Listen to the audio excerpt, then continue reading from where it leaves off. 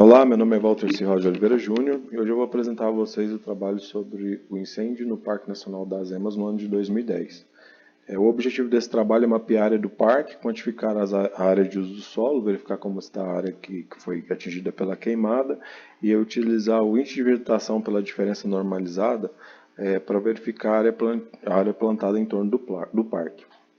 Primeiro, se fazer uma localização, o Parque Nacional das Emas, ele fica na região sudoeste do estado de Goiás. O parque fica aí nas regiões, abrange os municípios de Mineiros, Chapadão do Céu e parte de Costa Rica, que é no Mato Grosso do Sul.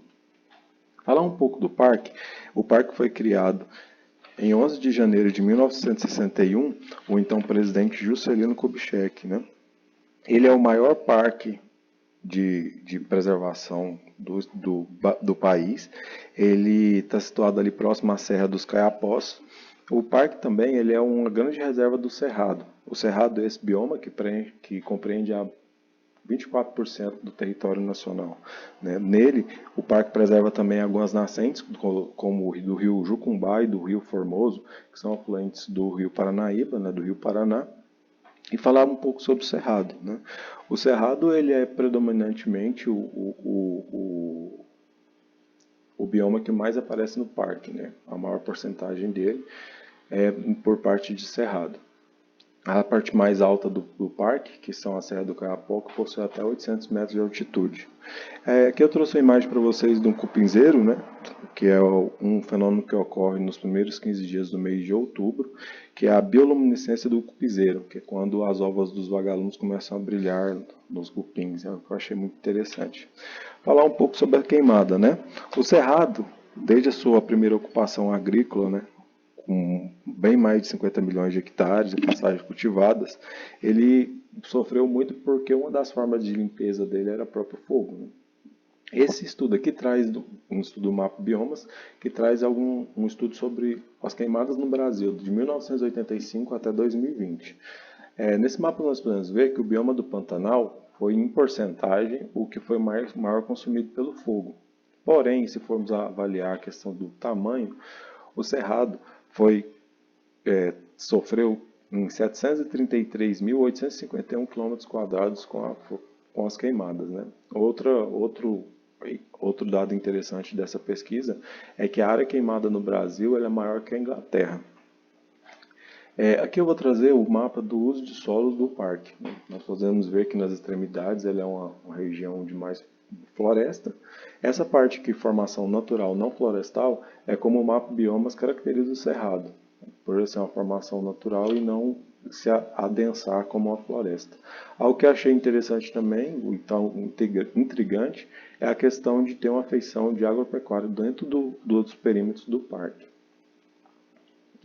Essa imagem é uma imagem Landsat 5TM de 2010, foi feita com a posição 453 dela, e aqui a gente pode verificar e notar a proporção que esse incêndio tomou no parque, né? Aqui foi feita uma delimitação da área atingida, onde nós podemos ver que a área que foi menos atingida é proporcionalmente à área próxima que é considerada como floresta, né? Até mesmo pelo seu adensamento e a maior dificuldade do fogo propagar.